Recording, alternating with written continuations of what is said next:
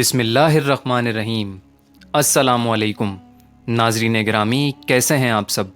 امید کرتا ہوں کہ آپ سب خیریت سے ہوں گے۔ ناظرین گرامی، اللہ نے اپنی مخلوق کے لیے بے شمار نبیوں کو مبعوث فرمایا، جنہوں نے اللہ کی وحدانیت اور رشد و ہدایت کا پیغام لوگوں تک پہنچایا،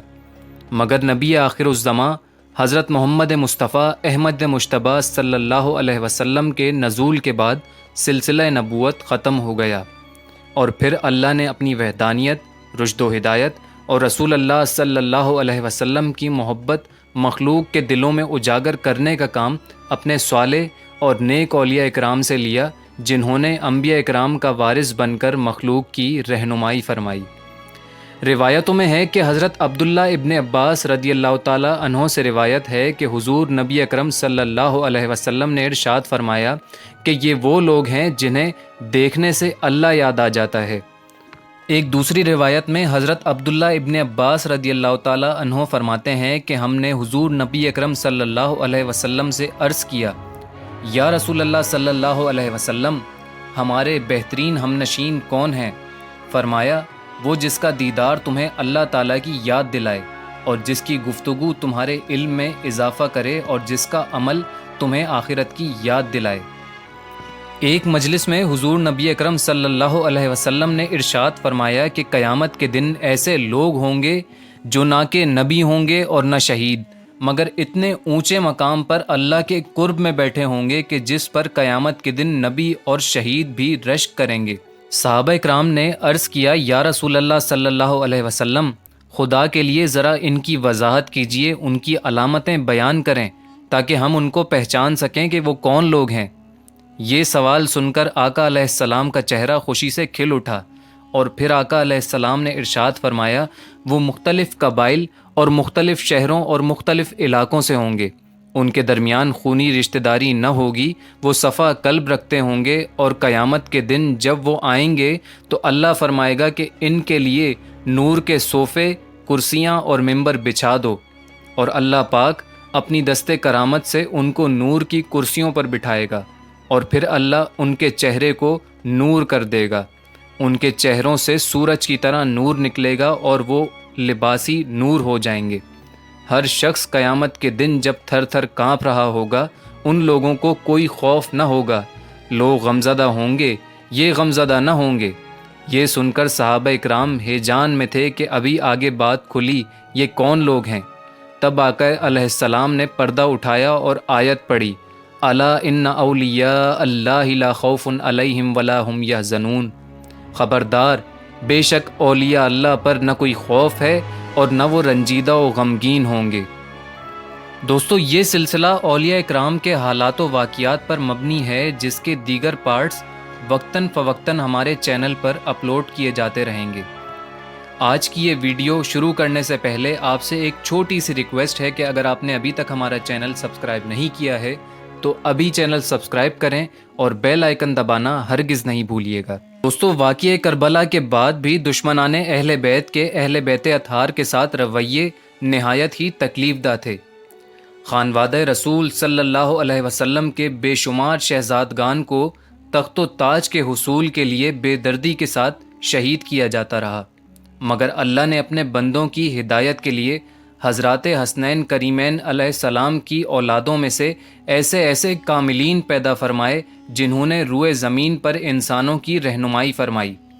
انہی میں ایک سب سے واضح اور مشہور ذات مبارکہ حضرت غوث الثقلین سید محی الدین شیخ عبد القادر جیلانی رضی اللہ تعالی عنہ کی ہے، جو کہ حسب نسب کے اعتبار سے حسنی حسینی سادات میں سے ہیں۔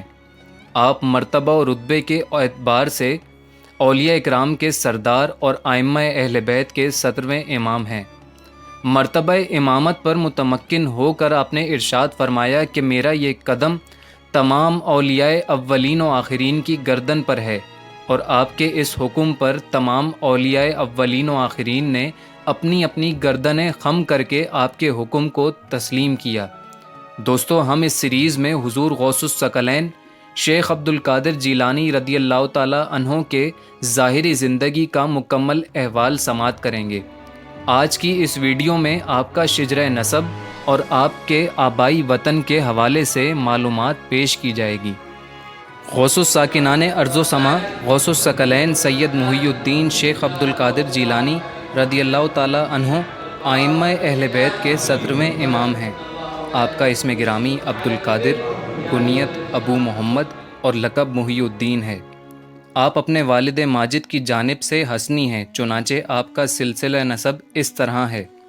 حضرت غوث الثقلین سید محی الدین ابو محمد عبد القادر جیلانی بن سید ابی صالح موسیٰ جنگی دوست بن ولی عبداللہ بن یحییٰ زاہد بن شاہ محمد سیف اللہ رومی بن شاہ داؤد سیف اللہ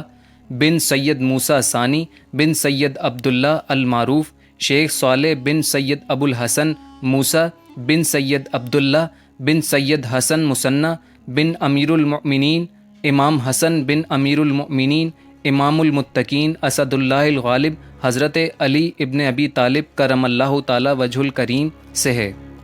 اور والدہ ماجدہ کی طرف سے آپ حسینی ہیں، چنانچہ آپ کی والدہ ماجدہ ام الخیر بی بی فاطمہ بنت ابی عبداللہ سومعی بن ابو جمال سید محمد بن ابو طاہر بن ابو عطا سید عبداللہ بن ابو کمال سید عیسیٰ بن ابو علاء الدین سید محمد بن سید امام علی العرید بن امام جعفر صادق بن امام محمد باقر بن امام زین العابدین بن حضرت امام حسین علیہ السلام بن حضرت امیر المؤمنین علی ابن ابی طالب کرم اللہ تعالی وجہ الکریم ہے۔ حضرت غوث الثقلین کے وطن مبارک کے بارے میں روایتوں میں آتا ہے کہ حضرت غوث اعظم دستگیر کا مقتدائے مشائخ جیلان میں شمار ہوتا تھا۔ اسی نسبت سے آپ کو بعض اوقات گیلانی لکھا گیا ہے، لیکن آپ کا قصبہ جیال تھا۔ تاریخ یافعی میں لکھا ہے کہ اس قصبے کا نام جیال تھا۔ یہ نہایت ہی پرفیض مقام ہے اور آب و ہوا معتدل ہے۔